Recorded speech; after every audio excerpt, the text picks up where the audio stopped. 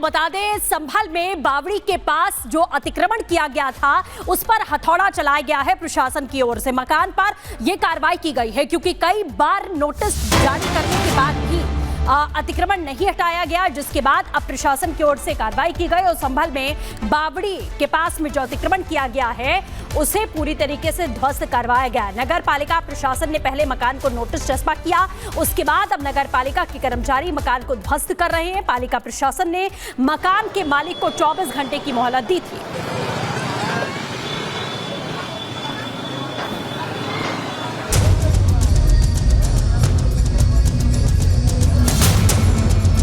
Pollution विभाग की report भी हमारे पास आ गई है और इसीलिए ये कार्य रोका गया था।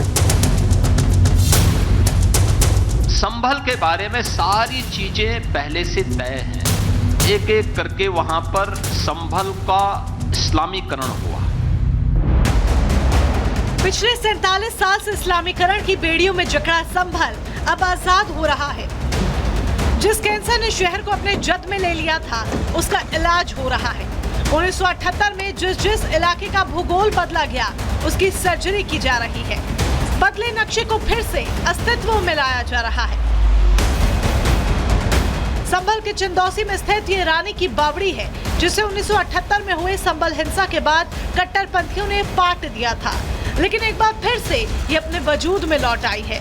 तो इसके आसपास और बावड़ी से सटे मकान पर प्रशासन ने हथौड़ा चलाने में देरी नहीं की।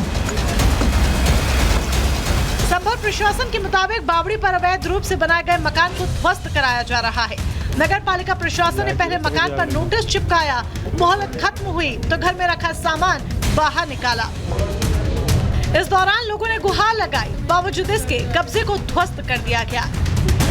वर्तमान में वर्षा की कुछ संभावना लग रही थी और बावड़ी के अंदर कुछ दरारें पाई गई थी और इसमें मलबा बहुत भरा हुआ था, तो अत्यधिक भार था इसके ऊपर। तो भविष्य में वर्षा की संभावना के दृष्टिगत इसके ऊपर शेड बनाया जाएगा और पूरी भूमि को चिन्हित करके जो जगह इसकी जद में आ रही है उसका अतिक्रमण भी हम हटवा रहे हैं। रानी की बावड़ी की खुदाई लगातार 12 दिन चली, लेकिन 2 तल की खुदाई के बाद काम को रोक दिया गया। खुदाई रुकने की वजह जहरीली गैस को बताया गया, लेकिन प्रशासन ऐसा होने से इनकार कर रहा है। गैस नहीं थी, जब नीचे ऑक्सीजन गई तो अंदर पानी भरा हुआ था जिसके कारण इवेपोरेशन हो रहा था। पॉल्यूशन विभाग की रिपोर्ट भी हमारे पास आ गई है और इसीलिए ये कार्य रोका गया था क्योंकि नीचे मलबा बहुत भारी है और धीरे धीरे मलबा निकले ताकि बावड़ी को किसी प्रकार की कोई हानि न हो। यूपी के मुखिया योगी आदित्यनाथ के ऐलान के बाद संभल की सर्जरी शुरू हो गई है और हर उस अतिक्रमण को हटाया जा रहा है जहां सनातनी सबूत को छिपाने की कोशिश की गई। Bureau report, Republic Bharat. और इसी बीच एक बड़ी खबर आपको बता दें, उत्तर प्रदेश के कन्नौज रेलवे स्टेशन पर बड़ा हादसा हुआ है। कन्नौज स्टेशन पर निर्माणाधीन बिल्डिंग की छत गिरी है। हादसे में कुछ लोग घायल हुए हैं, घायलों को अस्पताल भेजा गया है। ये बड़ी खबर आपको बता रहे हैं, उत्तर प्रदेश के कन्नौज रेलवे स्टेशन पर ये बड़ा हादसा। इन तस्वीरों के जरिए आप देखिए, कन्नौज स्टेशन पर ये निर्माणाधीन बिल्डिंग की छत गिरी है। यहाँ पर इस निर्माण चल रहा था और वो छत अचानक से गिर जाती है, मलबे में तब्दील हो जाती है। आप देखिए कितना भयंकर ये हादसा है और इस हादसे में, इस मलबे में कई लोग गंभीर रूप से घायल भी हुए हैं। उत्तर प्रदेश की कन्नौज का मामला है, घायलों को तुरंत ही अस्पताल ले जाया गया है। बड़ी खबर उत्तर प्रदेश की कन्नौज रेलवे स्टेशन से, जहां पर कन्नौज स्टेशन पर एक बिल्डिंग का निर्माण चल रहा था, कंस्ट्रक्शन चल रहा था और अचानक से वो छत जो है वो गिर जाती है, जिसके बाद कई लोग गंभीर रूप से जख्मी भी बताए जा रहे हैं। तुरंत ही घायलों को अस्पताल ले जाया गया, लेकिन आसपास देखिए भीड़ किस कदर इकट्ठा हो गई। हर कोई हैरान हो गया कि आखिर ये हादसा हुआ तो हुआ कैसे।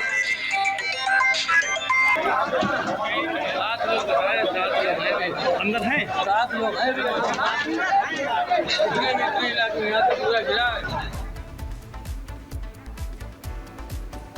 और इसी बीच अगली खबर आपको बता दें, ड्रग्स तस्करी और सुरक्षा पर आयोजित एक महत्वपूर्ण ये कार्यक्रम जहां पर केंद्रीय गृह मंत्री अमित शाह पहुंचे हुए हैं।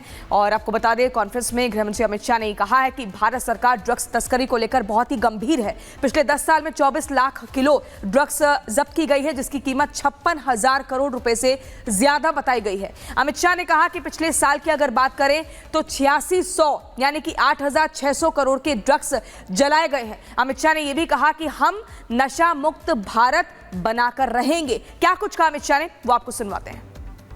कोई देश नशे से युक्त युवा पीढ़ी लेकर विकास की दौड़ में आगे नहीं बढ़ सकता। कोई देश नशे से युक्त युवा पीढ़ी लेकर सिद्धियां प्राप्त नहीं कर सकता, और कोई देश नशे से युक्त युवा पीढ़ी लेकर सुरक्षित भी नहीं रह सकता। और एक ऐसा कालखंड है कि नियति ने हम सब पर ये जिम्मेदारी सौंपी है कि इसको बड़ी संवेदना के साथ दिल की गहराई से सफल करने के लिए हम प्रयास करें।